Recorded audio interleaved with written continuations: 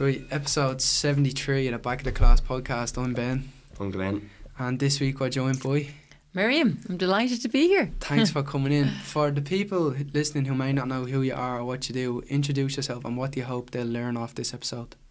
So my name is Miriam Hussey and I spent over 10 years working as a pharmacist.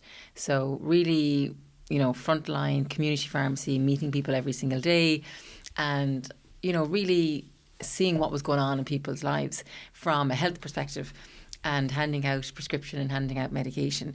But what I really became aware of quite quickly into my journey was that we often hand our power away and over to maybe a tablet, to a pill, to a doctor to try and fix us and heal us and cure us, when a lot of the stuff that's bubbling up in our own lives can be lifestyle related and things that we can actually take a lot more power and control over ourselves.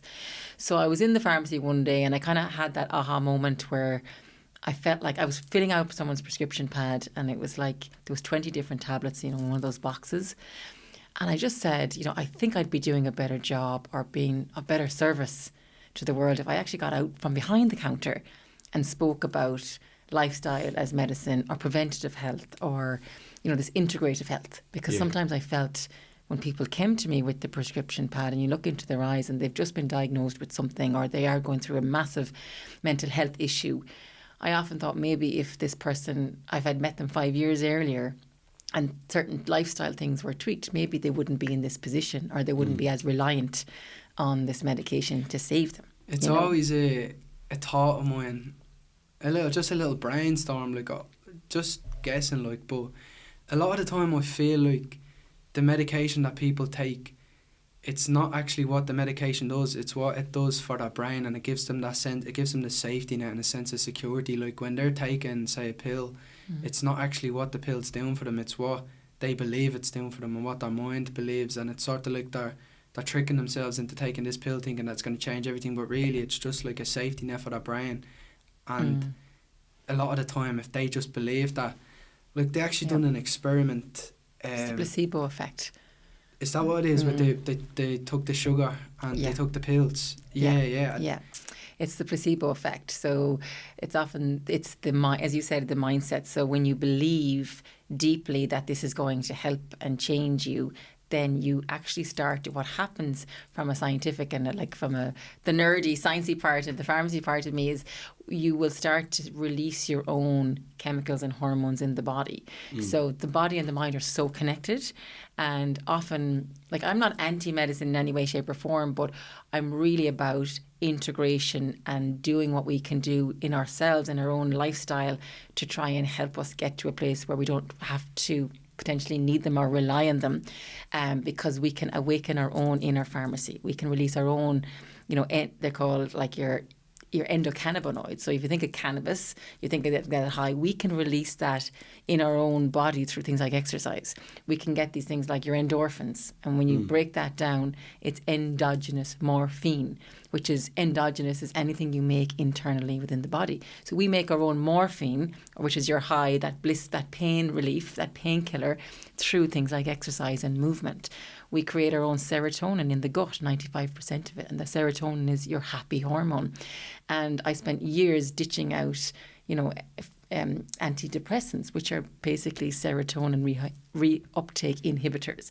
And now, from doing so much work on lifestyle and looking at this and the gut and how the mind and the brain and the gut are so connected, we create 95% of our own serotonin in our gut.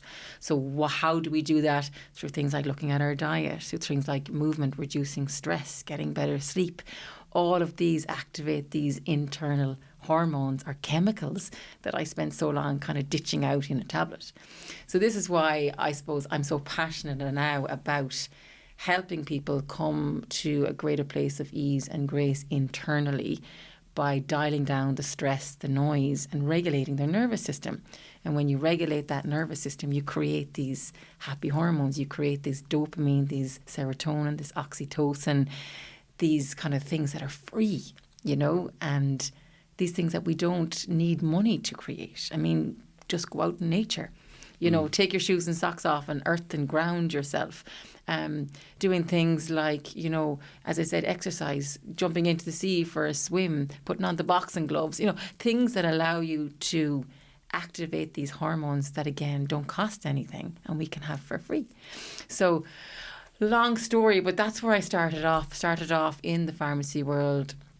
I spent 5 years studying and then 10 years working. And then I was like, okay, how can I bridge this here? How can I bring...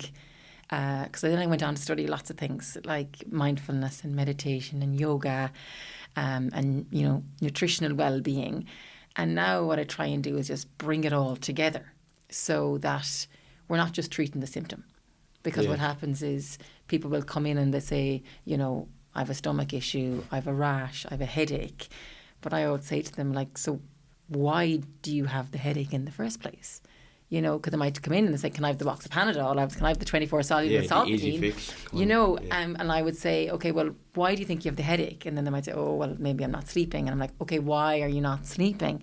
And they might say, well, maybe I'm really stressed out at work, or I've just had a breakup, or there's something going on in their life, their lifestyle, that has caused this stress, this headache. So I would always say we need to lift the lid and get to the root of what's causing the lack of ease in the first place. Lack of ease being dis-ease. Dis-ease, if you break it down, it means a lack of ease. So where in your life is there a lack of ease? And I would always say, you know, if a fire went off here in the building, and we call the fire brigade, and the fire brigade burst through the door and they look around the building, but what do? Imagine if they just came in and turned off the fire alarms without actually quenching the fire. That's sometimes what we're doing in our lives. We're just band-aiding, we're just treating the symptom, we're just turning off the fire alarms. But we're not actually getting to the source of what has caused the fire, the inflammation in the first place. Yeah. You know, and a lot of it is, you know, a lot of the physical manifestations that we see in the body have an emotional starting point. So they start from the mind, the mindset. The brain is like crazy powerful like that as well. I always say it's like when you actually start to convince yourself something's wrong, and you start to always see problems, or you start to like always give out about a certain body part, maybe your elbow or something. It's just like your brain actually starts to believe it, and then it actually starts sending problems down to your elbow, and then the more problems you look for, the more you find, like, sort of thing. Yeah. Think back to COVID times. You remember, like, you'd be fine, and then your next thing you heard, you were in contact with someone, and now you feel like, oh, you have a sore throat or you have a cough. Yeah, you were literally manifesting the symptoms because the mindset was getting you into that frame of, oh shit, now I have it, and then but you might not have had it, and then you did a test and you didn't have it. So it's crazy how much our mind and our body are so connected. And I always say, it's like, imagine every cell in your body has a pair of ears, and they're listening to every thought you think, and they're feeling every emotion you feel. And then they are responding, and they're either turning on or turning off these genes. So we always were told, you know, when I was studying pharmacy, it's kind of like your genes are your destiny. You know, you're handed down your genes, and tough shit, basically, if you've had a bad set of genes handed down. And of course, yes, we get handed down things like the shape of our nose and our eye colour and all of that stuff. But from an emotional point of view, we also get handed down traumas. And beliefs. Belief systems, absolutely, down through the ancestral line. Like, absolutely, they get handed down as well as the physical things. But through epigenetics, which is a new phenomenon around science that they're now breaking through, which is amazing. So it now shows that your genes are not your destiny. It's like I hand you a gun and the gun is loaded. That's your genes. But what pulls the trigger is your lifestyle. Yeah. Is your mindset. Is the things you're choosing to show up for every single day, are the things that you're choosing to prioritise in your life. What are you devoting your life to? People say discipline. I'm not disciplined, but we're all disciplined in our own way, because you get up, you shower, you go to the bathroom. That's discipline. But are you disciplined in the right mind frame? Are you disciplined in the things that are going to nourish you? Or are you disciplined in the things that are going to pull you away from that centred place where you're feeling at ease, you're feeling powerful, you're feeling confident? Sometimes we just get addicted to stress, and we get addicted to a mindset of not enough. And this isn't to say that anybody's wrong or bad if they are in this place. Often we download these beliefs, and they get downloaded from the ages of 0 to 7. This is when we are in what we call theta brainwave. And theta brainwave is that state of hypnosis. So if you've ever been hypnotized or you've ever seen anyone hypnotized, they're literally just absorbing and downloading. And if you think of kids, that's what they do. They're literally sponges. You often heard kids are sponges. They're absorbing everything. They do what they see kind of thing. That's it, absolutely. But because they're in what they call a theta brainwave, which is literally download. That's why they learn languages really quickly. That's how they learn motor skills really quickly. They learn how to walk. They do all of these things really quickly from the ages of 0 to 7. So from your age of 0 to 7, depending on your environment, where you grew up, what was celebrated, what was not, what was, what went on in your external world, you were absorbing whether your world was a safe place, whether it was, a happy place, or maybe you were downloading that it wasn't a safe place or it wasn't a happy place, or maybe that you didn't feel enough, or you weren't seen, or you weren't appreciated, or maybe a teacher says something and it's a seed that gets planted, and then it becomes a subconscious program. And then we live our life trying to live out that subconscious program. So we're trying to prove maybe to the world that I'm not stupid, or I'm not ridiculous, or I'm not fat, or I'm not ugly, or I'm not this or the other. Something you downloaded at that earlier age became like a belief system for you. But the good news is awareness is key. And once you have the awareness of what your self-limiting programs are, those default programs that maybe you downloaded, inherited, or solidified in the subconscious mind, once you're aware of them, you can change them through neuroplasticity, which is rewiring your brain.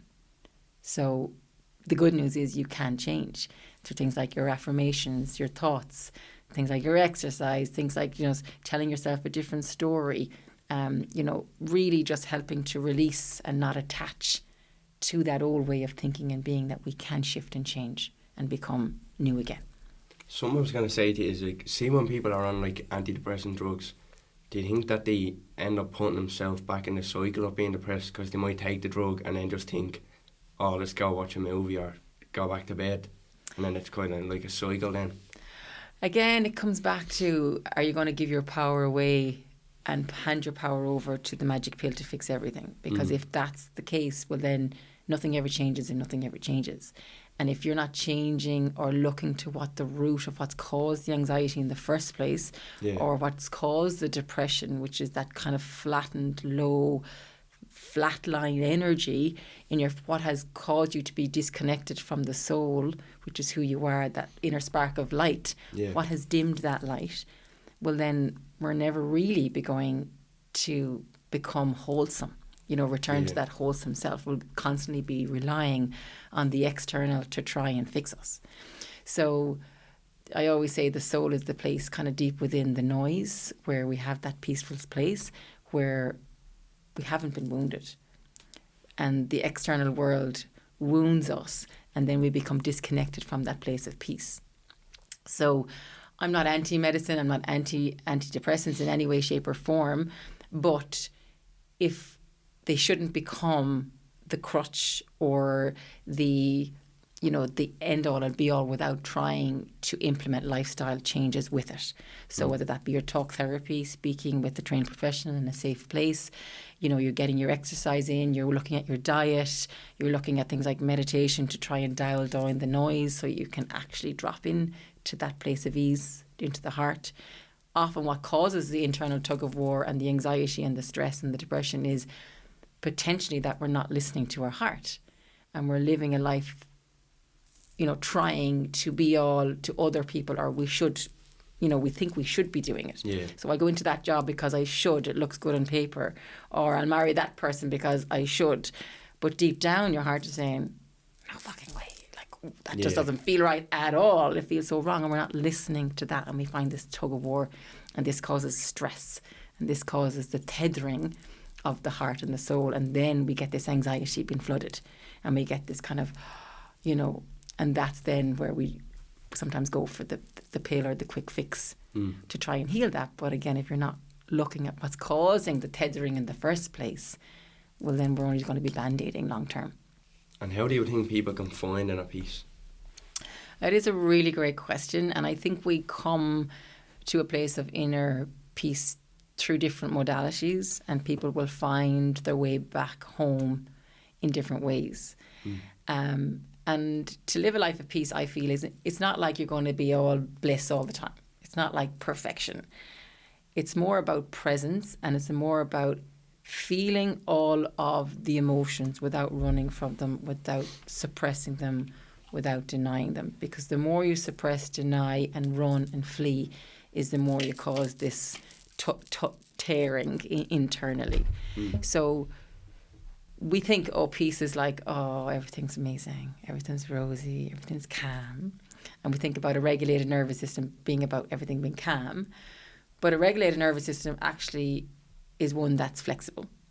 Yeah. It's one that can get pulled and like stretched like an elastic band. It gets stretched. We get stretched. You know, you have an exam, you're studying late, you have targets to hit at work, you know, you have matches and all this stuff going on, and you get pulled. Yeah. But then the nervous system was always meant to contract and come back in. So sympathetic, which is the red zone, fight, flight, and then come back to the parasympathetic, green zone, rest, digest, repair. I think a peaceful life is one where we can be expanded and then have the awareness to come back, to rest, to rehabilitate, to repair. And I think a peaceful life is one where you're able to listen to your heart and follow it unapologetically. Do you think you ever truly get rid of trauma, though? Do you think you don't actually get rid of trauma, you just get stronger and learn to deal with it better? I love that. I love that analogy of what you've just said. And I think trauma is not something that, you know, is in the brain or the mind. Trauma is something that's actually held within the body. And absolutely there are incredible things that you can do to move and release trauma from the body. I think you build up strength and you get stronger for sure. But I think building up the strength and the courage to face and heal the trauma is the greatest courage that you will ever have. Because it's easier to not face it, to keep running from it, to keep suppressing it, to keep denying it, to not go there. But the more you do that is the more you build like this pressure cooker inside you. I always say if there's a void and you're just pushing down and you're suppressing, and often that tends to lead to addictions, like, you know, whether it's eating, alcohol, drugs, whatever, we tend to kind of have some sort of control somewhere so I don't have to face the stuff I've packed down. But we often pack, and what happens is we'll stuff them into all the corners of the body, and then we'll get tight and we'll get stiff and we'll get injured because emotions need to be released. So it's like if you have a dirty dustbin and you just keep filling it with rubbish and you don't empty it, it's just going to start stewing and get toxic, and the food is going to get stink and smelly. Yeah. Or like you have a pressure cooker. I always say, imagine if this was fizzy. You know, we have a bottle of fizzy water, fizzy Coke, and you're shaking the bejesus out of the bottle. So the bottle is like your body. It's the vessel. Okay? What's swimming around in the inside is all your hormones and your chemicals and all your cells and everything internally. And what's shaking the bottle is the trauma or the stress of life. We're just getting shook around the place. But if I keep tightening the lid, so I'm not facing those emotions, I'm not feeling the anger, I'm suppressing it down, I'm not feeling the grief, I'm just can't do it, I'm suppress, I'm fleeing, I'm distracting myself, pushing down. Eventually what's going to happen is if you keep shaking it, you're going to go, the bottle is going to explode and you're going to have that release. You know, when your fizzy bottle explodes and the fizz goes everywhere. So I'd be saying to people, how can we open the bottle just slowly, subtly, just a little bit, so it's going and you're slowly letting the bubbles rise and you're slowly letting those emotions out. Yeah. And that's where you have to be in a safe, held space to do that. So whether that's with a therapist or, you know, really trusted friend or family member or somewhere where you can release those emotions. So how do we release the emotions? Through things like talking them out, moving them out. Like emotion is energy in motion. It needs to be moved out. Anxiety is this heightened energy with nowhere to go. You know, this like, you know, Tasmanian devil. Like, you can feel that that's just pent up energy that's not been released in a healthy way. Yeah. So move it out. You run, you box, you whatever. Writing, journaling is a very powerful way of just like literally vomiting that brain vomit out. Just get it out. Just get it out. A good cry. I always say crying is like vomiting for your emotional world. You know, if you have a stomach bug and you feel sick and you puke, you feel better. It's gone. Same with a good release. It just, shoulders drop. The chest unclasps that fear and we stop holding. If you're in shock, if you're in trauma, you brace because the body is saying, brace up here. There's danger. There's a bear going to jump out of the woods at me. Or there's someone going to attack me. So what do? You get fisticuffs are on and you brace. So movement, yoga, breath work, meditating, things that allow the body to soften. Somatic practices, which are practices that you use the body, very simple things like twisting and moving, like activating the vagus nerve, like little things that can help the body just to soften and feel safe again, really helps to move the trauma out. What was the first step from moving to the pharmacy to actually helping people without giving them the pills? For me, I started to do some coaching work. So integrative health coaching, kind of lifestyle, nutritional well-being. And I started to run retreats that were very much, as I mentioned, somatic, so body work based. I trained in body work as well and energy work and the yoga. I think the yoga for me has probably been the biggest transformational shift for me, because people think yoga is just get on the mat and do a bit of stretching. Like, what the hell? I thought that initially. I was like, why would I do an hour of that when I could do an hour maybe on the treadmill where I actually sweat and you feel like you have a good workout done, you know? And I didn't really get it until I got it. Yeah. And what I realised was the yoga is so much more than a bunch of stretching, because it works on layers. So the outer layers, you get to the mat where you do your stretching. Okay, that's the physical.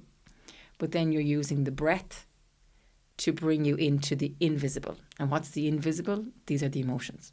So you can't see anger, you can't see love, you can't see joy, you can't see pain, you can't see frustration. You can't pick it off a shelf and put it in a bottle and say, here you go. But we know they all exist, right? We know if you feel angry, you know it bloody exists, but you can't see it. You know, it's an invisible force. So the breath also, you can't see it, but without it we'd be dead. It's an invisible force. So these invisible forces, the breath brings you in to the emotional world. And when you start to then work on different areas of the body, you know, you pack different emotions into different areas of the body. So hips, like, anger, frustration. And that's why, for me, when I started to explore yoga, I'd see people crying on the mat. I'm like, what is going on? People are starting to release the emotions that they've pent up or blocked or kept held for so long. And then you get to the final place where you lie on the mat at the end, and it's like this release. You get to that place of, I mentioned earlier, when you get to know the noise, you get to that place of peace where you can just have more clarity. You get to listen to the heart. You get to listen to what's true for you, as opposed to what's true for the neighbour or John down the road. You actually get time and space to dial down the noise, to go in, to listen, to hear, to feel. And the more you do that, is the more it gives you the courage then to make decisions that are aligned to what feels right for you. So for me, that meant leaving the pharmacy. It was a huge step, but the more I started to go inward, is the more I knew there was something more for me. Something more my soul was calling or longing for. But had I not given myself the time and space to do that, if I kept distracting myself, I wouldn't have heard that calling. And I'd still probably be in a job that I wasn't very happy in. But I'd stick with it just because I should. How long from when you started were you able to quit the job? So for me, everybody's different. And some people just like take the big lump or the leap and the big jump. That scared the bejesus out of me. So everybody's different, and everybody has to work with how their nervous system will deal with change and navigating through change.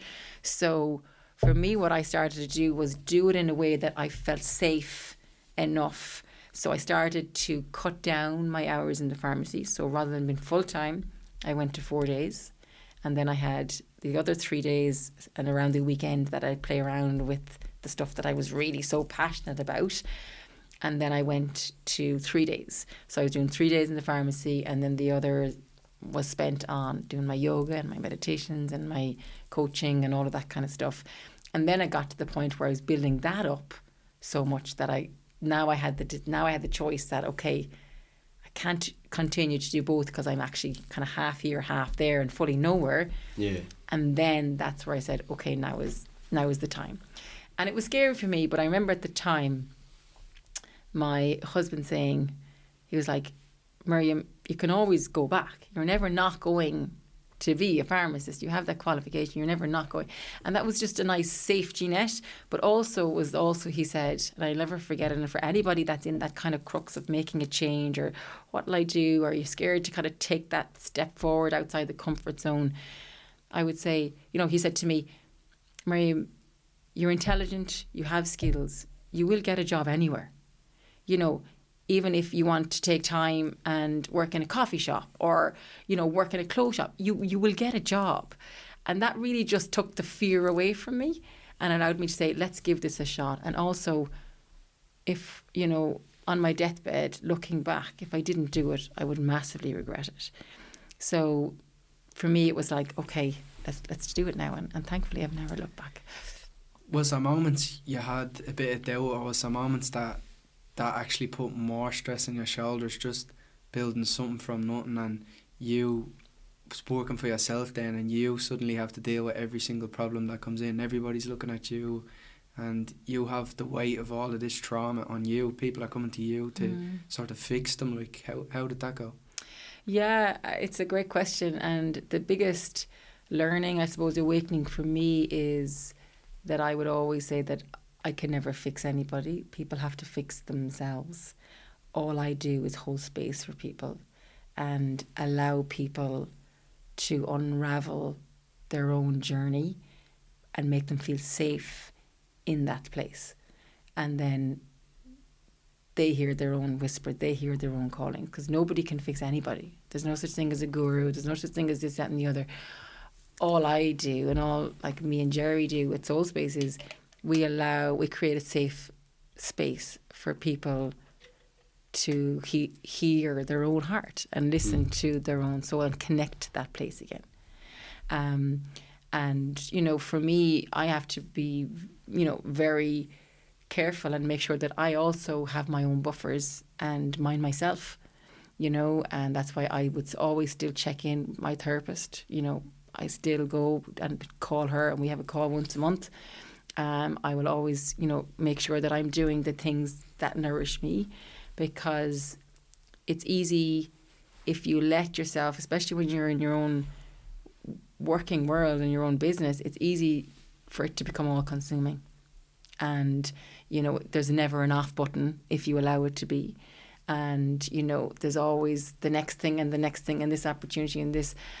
And the biggest thing I've had to do and learn is to say no, and to really have boundaries around my priorities. So I'm a mom, I have 2 kids, they are my number one. And after that, everything else then I will do if and when I have the capacity to do that. But you have to have the awareness, and that takes a little bit of learning, because in the early stages you just want to do everything. It's like it's like grab every opportunity. But now I'm at the phase and stage where I just have to sit into it and say, does this feel right? Is this going to nourish me? Do I have the capacity? And if so, it's a yes. But if not, it's a no or a not now. What did you learn in the process to working for yourself? And was there things that you learned that you thought you wouldn't have to learn, and sort of like you dive into things and you think, this is great, I'm going to do this, this and this, and then all of a sudden to do this, this and this, you have to do that, that and that, and you have to figure out so many things behind the scenes. How did you find that journey, or did you? I found it difficult, to be honest, because I came from being employed working in a pharmacist for somebody else. So it was, you just went in, you did your job, you came home, you got paid, easy. Yeah. To going into a world where, oh shit, like I'm the employer, like I'm self-employed. And that took a lot of learning and navigating and making mistakes and, all the ups and downs and the stuff, as you said, that goes behind the scenes. The easy thing for me is to show up here and chat. The easy thing for me is to go on stage and deliver a talk. Like that comes so easy. The hard part I find, but again, everybody's different, is the behind the scenes stuff. So the organisation, you have to get, the invoicing, all that kind of stuff. But what I would say to people, and what was said to me in the early days was, find people who are skilled in those areas. And if you can, offload, because what would take you 5 weeks could take them 5 minutes, Yeah. And then you probably do it wrong anyway because it's not your skill set. So you definitely learn along the way. And I would say to people, like, reach out and ask people for help. Ask people for guidance who are on the path, who are maybe a couple of miles down the road ahead of you, who have done similar things, and ask them how are you doing it? What would you recommend? And you'll find people are very, very kind. We often think it's a dog-eat-dog world and everyone's out to get you. I haven't had that experience, thankfully. And I think if you are authentic in your own self and your delivery, and you are kind in how you show up, well, then I think that kindness comes back to you. How did you market yourself in the beginning? How did you start to grow the business? It was just really organic, to be honest. Word of mouth? Word of mouth, Instagram, and just through connections, and, I always say, like, if an opportunity arises or something and you're scared the living Jesus out of it, you're like, oh my God, I can't do it. Do it. Yeah. Because at the edge of that kind of comfort zone or beyond that, like, fear lies your greatest opportunities, and what you'll find is maybe you say yes to one little thing and then a door opens and then you're in another space and then another door opens and another door opens, and that's kind of how it unravels and how it unfolds. And I would just say, like, just keep putting yourself out there, keep, like what you're doing, reaching out, getting the guests, asking, if you don't ask, the answer will always be no, so for me it was just organic, and it just started to grow in that space, and like, thankfully it's still growing, and I'm still relatively, I would say, small, but from where I started off, it's been a huge growth in quite a short time, thankfully. Something I was going to ask you is, like, how do you find working with your husband and working alongside Jerry? Because I often wonder, like, how do couples work with each other? Because I could never see myself. But yeah, they say you leave the business in the business, and when you're home, you're home. It's a great question, and yes, that is what the advice that's given. But it is hard to do that, because it's just, as I said earlier, you have to be very disciplined, because it can become all consuming, and especially if he's gone away with work, or gone for the day and I'm gone another way, or I'm home with the kids or whatever, and then you come home in the evening, it might be your only time to actually talk about what did you do in the day, or what, so we do have to be very mindful of it. And in fairness, we've become better at it. We've become better at saying, not now, we're not having that conversation right now, not at the table, not at dinner, etc. So it definitely, I would say, it has its pros and its cons. Its pros that, you get to, like, what I absolutely love and adore is we get each other. We know our work. We know how we tick. We know, like, I'm inspired by Jerry's work. He's inspired by mine. We're intellectually on the same wavelengths. We're kind of at that frequency of the heart where we're doing this soul work together. And that is gorgeous. And, we have great fun. Like, when we do events together or when we do retreats, like, we just have great time. But on the flip side of that then is the business angle of it. It can be hard, when you have to have those hard conversations, or, those conversations about, you know, targets or, you know, events or numbers or, you know, where we now, and they can be hard, they can be challenging for sure. But you just have to separate the business from the personal. And the biggest thing I've learned is not to take business personal. You know, it's just... That's something we always say, We actually wrote down values. People always say to us, what's your values? And values are so important in this world, and you need to know what you live by. Me and Glenn never had any values written down. We had a few ideas in our head, but we actually put pen to paper. We sat down, we wrote down, I think it was 7, 8 or 9 values of things that really mattered to us, personal ones, and then podcast ones, and then business ones.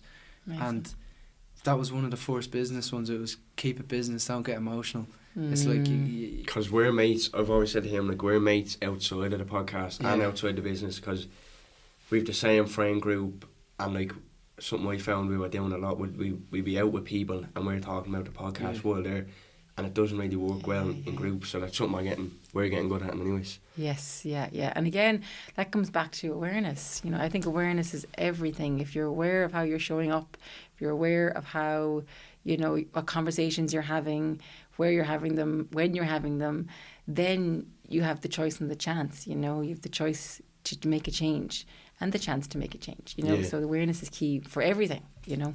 Where does your self-belief stem from?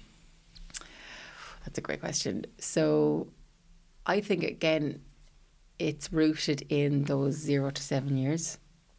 As I mentioned, when that theta brainwave, we are downloading, if, you know, what our values are, you know, and how we are seen and perceived by our external environment.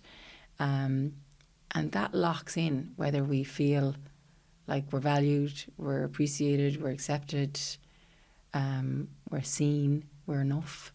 You know, if you come home from school, and it might be something simple, and you have done a beautiful painting or something, and your caregiver just stamps on it and throws it away, and that's stupid, or that's, you know, you lock in that of like, it's like a stamping on the soul that goes, Jesus, you know, I'm not good enough, or I'm not seen, or I'm not appreciated, or I'm not accepted, you know.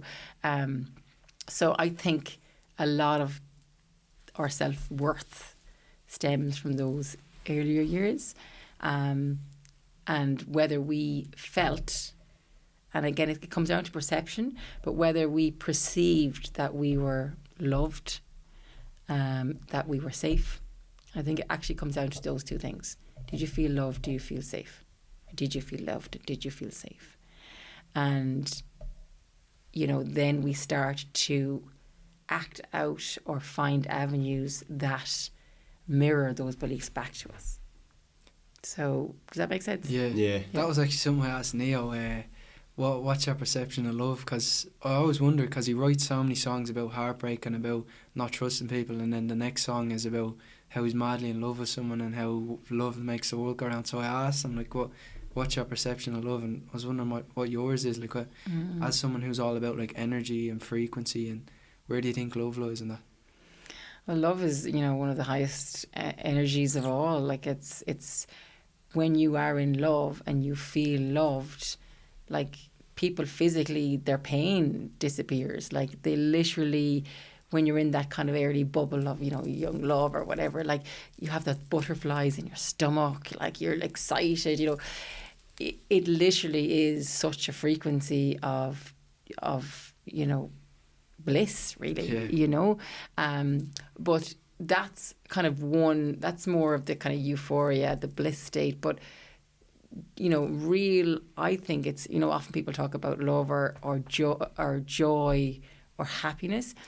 I think the ultimate, really, what we want in life is contentment. The middle ground, yeah. Because contentment is steady, it's constant, and it's anchored.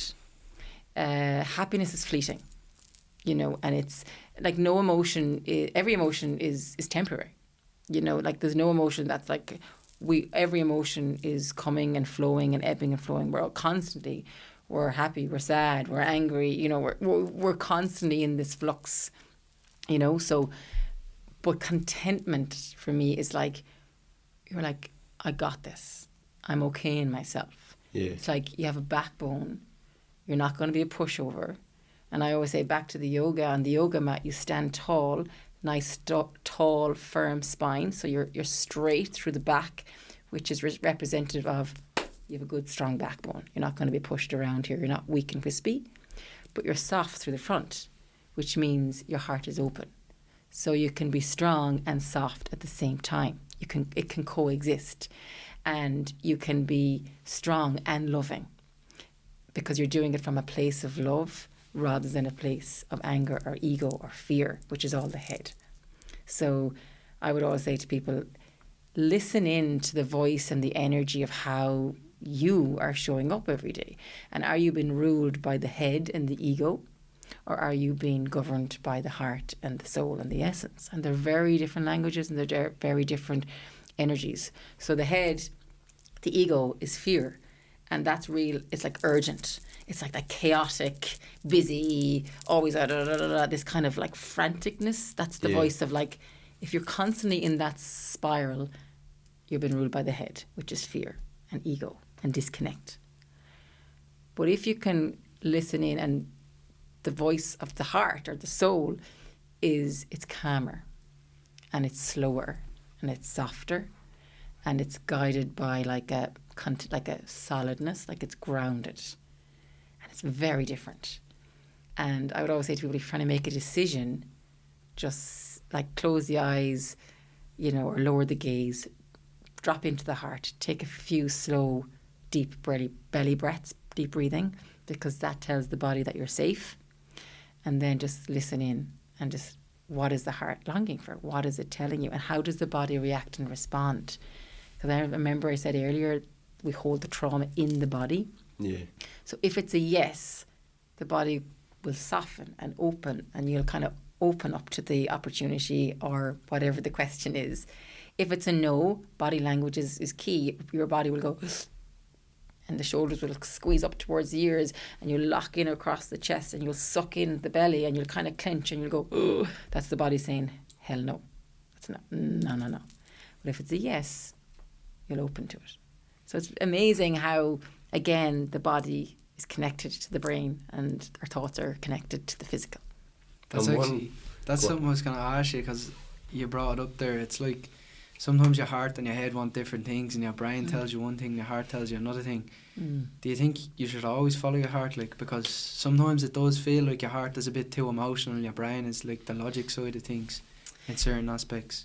Yeah, I think personally for me, I think the heart will never lead you astray.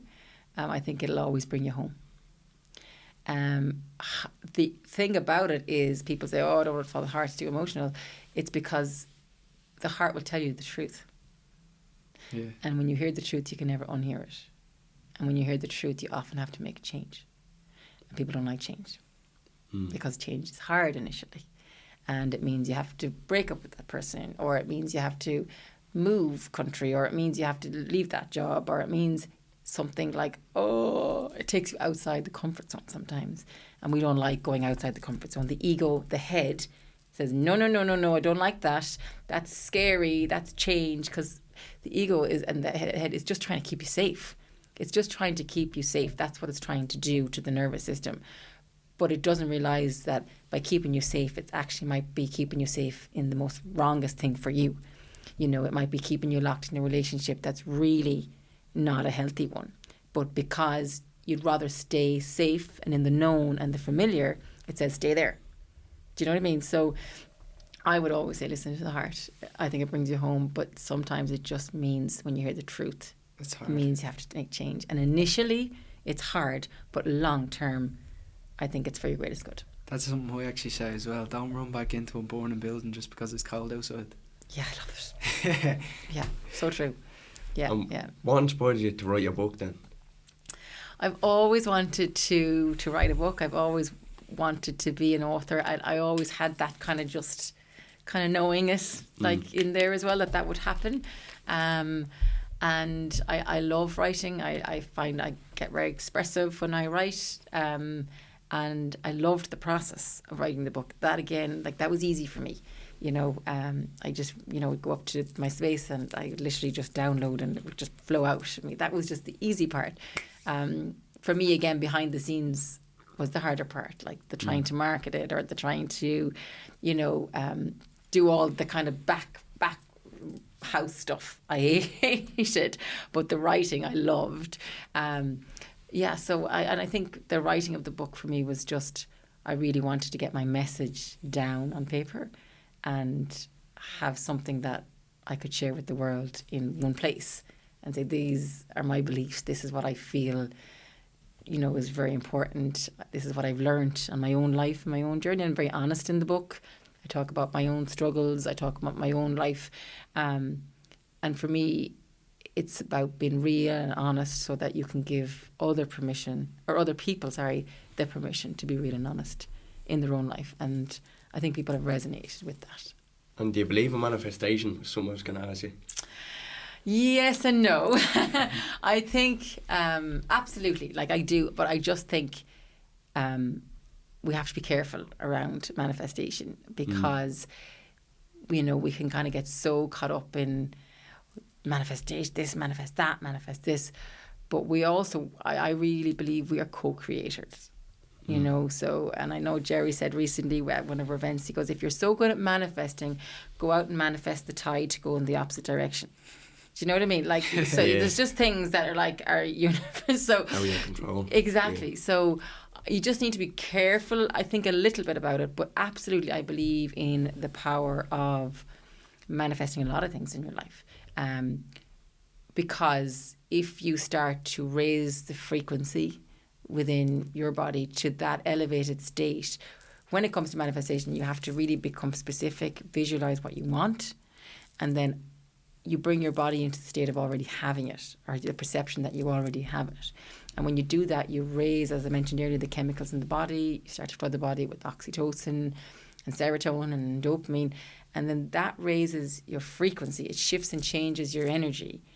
And then you can attract in that which aligns to your frequency. So we've all heard, good, the vibes, or you connect with someone like you're on the same wavelength.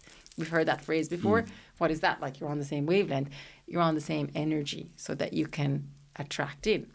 But if you're trying to attract in, say, abundance, but all day long you're going around saying, I'm broke, can't keep, I'm absolutely broke. Your energy is going to be down here and lack limitation. So you're never going to draw in the abundance because it's just not a match. You're not on the same wavelength. So there's definitely a lot that you can be doing. Yeah. It's weird. Yeah. Because I was saying to one of our mates, I was at a United game there yesterday, and the last United game I was on the bus back listening to KSI on a podcast, and then that was in September, the last game, and then obviously I was at the match yesterday, and then I interviewed KSI 2 days before that match. So it was a weird one. It's mad how the world kind of like aligns. I don't know. Well, it's also like I'm the same. Like, sorry if I couldn't across it. Not at all, no. Sometimes I believe in manifestation, and then sometimes I don't believe in it. I think it's, as I always say, you can wish to win the lotto all you want, but you still have to buy a ticket. That's it. It requires action. Yeah. It requires you having, what it comes down to, and the science of it is activating the RAS, which is your reticular activating system in the brain, right? And this is the center kind of in the brain that once you tell it what to focus on, it will just scan and keep scanning and keep focusing on that. So, the red car theory.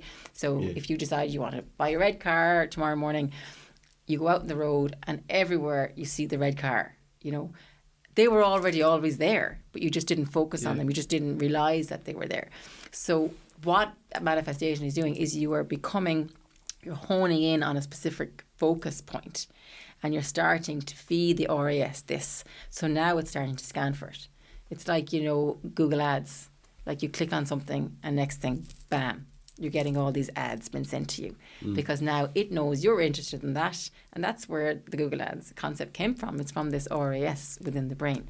So it just starts to feed you now all this information because it knows you're interested or you're focused upon this red car. So that's generally what's happening. So it's fascinating. So we do absolutely manifest because we focus in on the area. But I do, as you said, it absolutely requires the action and the belief, because if you want to manifest something but you don't believe you're going to manifest, you're never going to manifest it.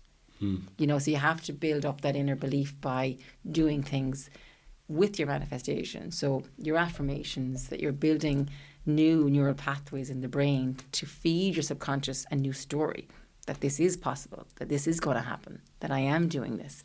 And then your subconscious mind is kind of stupid, really. It does just what you feed it. You know, what you tell it to do, it will do. You know, it's like a program. It's just a program. So the more you tell it what you want, is the more it doesn't know the difference between imaginary and real. You know, so the more you feed it a story of what you want, is the more it will start to become true for you. What's the best piece of advice you ever received? Be yourself. Everybody else is taken. And I love that, because I think for me, for a long time in my life, I, you know, was kind of that like chameleon fitting in with different groups and tribes, and, you know, without really, and wearing a mask kind of to just be seen and be liked and be approved of. And it wasn't until I really excavated what was going on in my life that I was like, you know, why am I doing that? It was because I didn't feel enough as I was. So the biggest thing for me is developing a loving, harmonious relationship with yourself, flaws and all, and knowing that nobody is perfect. Nobody. And nobody has their shit all together, no matter what Instagram says. And being okay, I think the biggest thing was me being okay with not being loved and liked by everybody. Because not everybody likes the same food, not everybody likes the same clothes, not everybody likes the same cars. So why would everybody like you? You know what I mean? So that was the biggest learning for me, was be okay in my own skin and just be me. What has been the highlight of your career so far? Highlight? Oh, that's a good question. I think the highlight of my life so far, and take it aside from the career, would be becoming a mom. Daily. I think that's definitely been the biggest thing, because every day my heart cracks open with the love when I see my two little kids running around. And how did that change your perspective on life, say, before you were a mum and then after? Did it change your view on life in any ways? 100%. I really believe when you become a mom or a dad, I feel like you rebirthed yourself. You really are. You're just kind of, it's like you've been wearing sunglasses and then you lift them and you're like, oh Jesus, like you see life kind of through a different lens. And for me, the biggest kind of learning or awakening, and I'm 100% not perfect, and I'm not a perfect mom in any way, shape or form. I'm still learning, as we all are. There's no manual to say how to be a parent.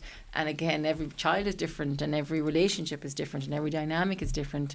But for me, in knowing what I know from those 0 to 7 years, for me, putting my focus and intention into my kids for those 7 years, I feel is really, really powerful and needed, because that's where like the cement, the foundations are being laid.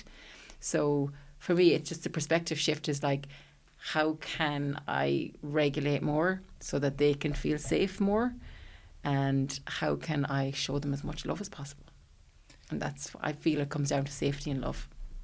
And where do you see yourself in 5 years? I see myself, where do I see myself in 5 years? Writing more books. You know, I love speaking. I love standing on big stages and delivering, you know, keynote talks. I love delivering. I love events. So I'd like to see myself writing and traveling the world, doing what I love, speaking and holding space for people, whether it's retreats or events, and through my work through writing as well. With your own trauma, see the way you have all the systems in place and you know what to do, and you have all the sort of voice and sayings and like inputs on where to put the trauma. See when it actually hits you and you have all the systems, do you think sometimes it's very hard to actually like use the systems, and like with your own trauma, would you actually use all the systems, and when it comes to it, looking, so say if you're looking from a third person perspective at someone else's trauma, it's like very easy to like be like, right, this is how you deal and this is what you do, and you know what you're doing. But as soon as it's on yourself, then it's like everything changes and all the systems suddenly shut down, and it's a lot harder then. Absolutely. Like, it's one thing to intellectually know something, but it's another thing to actually embody it and live it, you know. So I mean, there's never been more information out there, there's never been more books, we can Google everything. Yet we probably have never had a society that's been more anxious or more stressed or more, unhappy, really. So what is that? So intellectually knowing something and living it are very different things. And absolutely, as I said, like I'm 100% not perfect, and I wouldn't ever claim to be. But the biggest thing for me is when it does hit, or when you are triggered, I think the biggest thing that has helped me is self-compassion. So if I do fly off the handle with the kids, or I do have a meltdown myself, or whatever it is that I've been triggered, it's that refractory phase of, can I come back? It's the awareness piece. Can I bring myself back quicker? And can I pull myself back again out of that red zone into the green zone with more awareness, and then taking the lessons and learnings with that, and knowing that it's another layer of the onion that's just been shedded. And the biggest thing is, I think we can never heal without compassion. We can't bypass compassion to healing. Self-compassion is key, because if we're horrible to ourselves and we're like whipping ourselves and we're like so critical and always giving out to ourselves, remember what I said earlier, every cell in your body is a pair of ears and they're listening. And we really can't get to a place of ease and grace if our internal world is just toxic. So I would always say, myself and Jerry always say, no green juice will alkalize a toxic self-image. So there's no amount of marathons you'll run, there's no amount of kale salads you'll eat to dissolve or take away that internal toxic voice. That's key.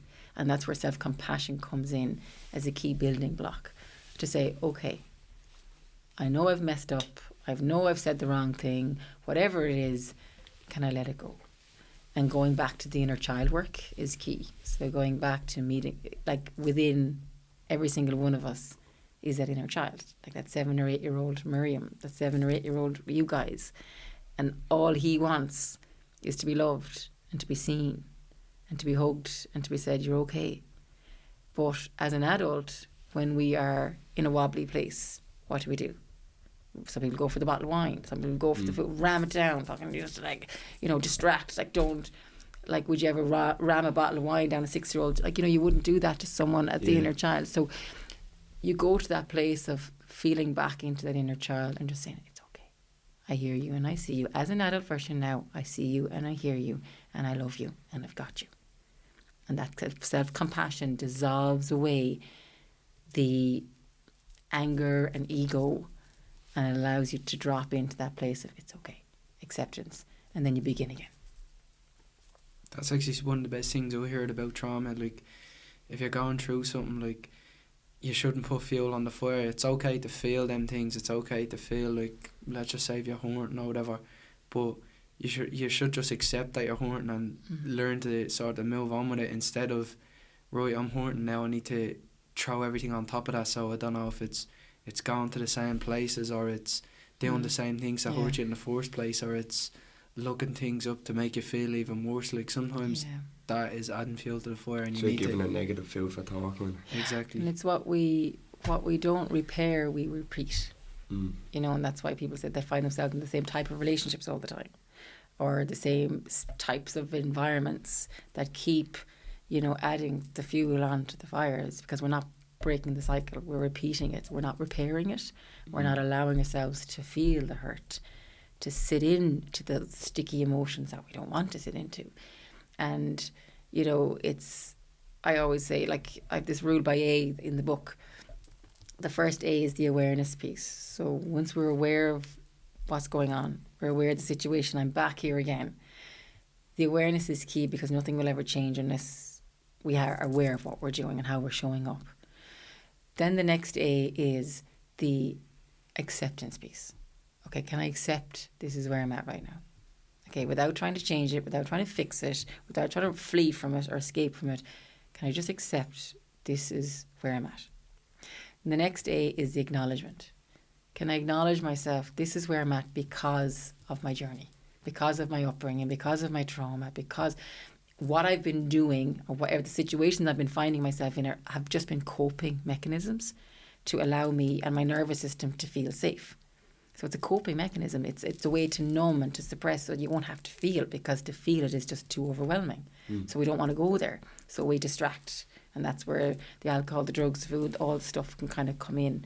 The toxic relationships, whatever. Even if it's overworking, over-exercising, we're putting ourselves away from feeling. We're numbing out. But can I acknowledge this is why I'm doing this? Because I've had this experience or because I've had this journey. And that brings in the self-compassion piece. And then so we have the awareness, the acceptance, the acknowledgement, and then we go in to the action piece. Now that I'm aware, now that I know, I can acknowledge, now I have a choice or I have a chance. Now I can have an action. Do I decide to go back there again, knowing that it's not going to heal me or serve me? Or am I going to take a step in a different direction? Am I going to join the gym? Am I going to, leave that group or that situation? Am I going to, go for that run? Am I going to put on the runners? Whatever it is, that's your action piece. And I would say to people, don't overwhelm yourself. Pick one small thing that you're going to commit to. I'm going to drink more water. It's like I'm going to go to bed 15 minutes earlier. I'm not going to stay up scrolling all night. I'm going to put my phone out of the bedroom. Like, pick one little thing, because one thing leads to another that leads to another. And then the final A is, and I think it's a really important piece, is the appreciation. So can you celebrate the mini wins? Because we're so hard to tell ourselves you're shite and you're useless and you've, excuse my French, you fucked up. But we're very slow to tell ourselves well done. Yeah. So that appreciation piece builds in gratitude. And that's key, because when you're in a state of gratitude, you cannot be in a state of fear at the same time, and anger. They cannot coexist. So gratitude helps to raise those hormones that I spoke about earlier, those chemicals, and it starts to build confidence. So if you're grateful, you're kind of like, well done, I did a good job. And that feeds you with courage and confidence to keep up doing the thing that you were doing. And next thing, you're running a marathon. Or next thing, so those some tiny steps leads to trust, confidence. And when you've trust and confidence internally, what you're happening there is now your nervous system is beginning to feel trusted and safe. And when your nervous system is feeling safe, then you're regulated. So you're having this knock-on effect then, that you're not craving the bad things because you're now in a more centered, safe place. So it's a cycle. Does that make sense? Yeah. Where does your confidence come from? I think consistency is key to building confidence, because if you show up and do what you're going to say you're going to do, then you have this backbone of, well, I'm doing the work. I'm showing up. Trust yourself. Confidence grows in experience. Exactly. Yes, absolutely. And consistency and showing up in those micro moments and, doing the things that I feel are going to keep, well, for me personally, it's doing the things that are going to keep me centered. Because I have a tendency to kind of, in Ayurveda, which is the kind of Eastern modality of medicine, one of the key parts of their medical world is spirituality. It's a huge pillar that's not in the Western world. And that's where the yoga and the East and the West, that's why I'm trying to bridge the two. But in Ayurveda, you have different constitutions, and one of them is you can be Vata, Pitta, or Kapha, right? These are I won't go into it, but it's a type of constitution that you naturally kind of have. And the Vata is kind of like, you could say, you can be caught up in the wind, the air. You can be like very airy-fairy.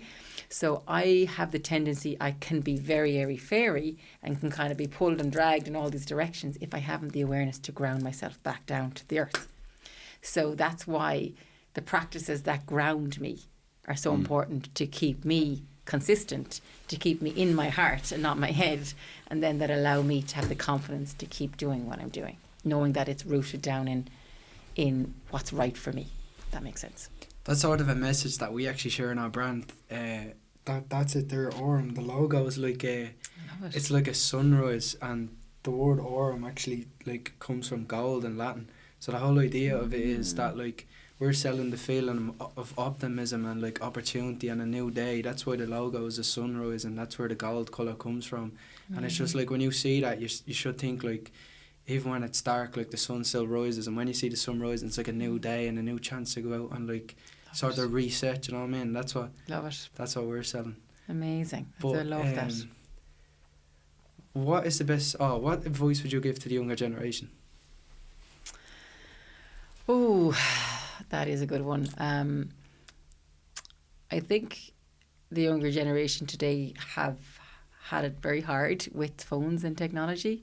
I thankfully didn't have that growing up as a teenager, and I just feel like I feel like you've almost been hard done by because of the influx of the noise and the comparison and everything being recorded all of the time.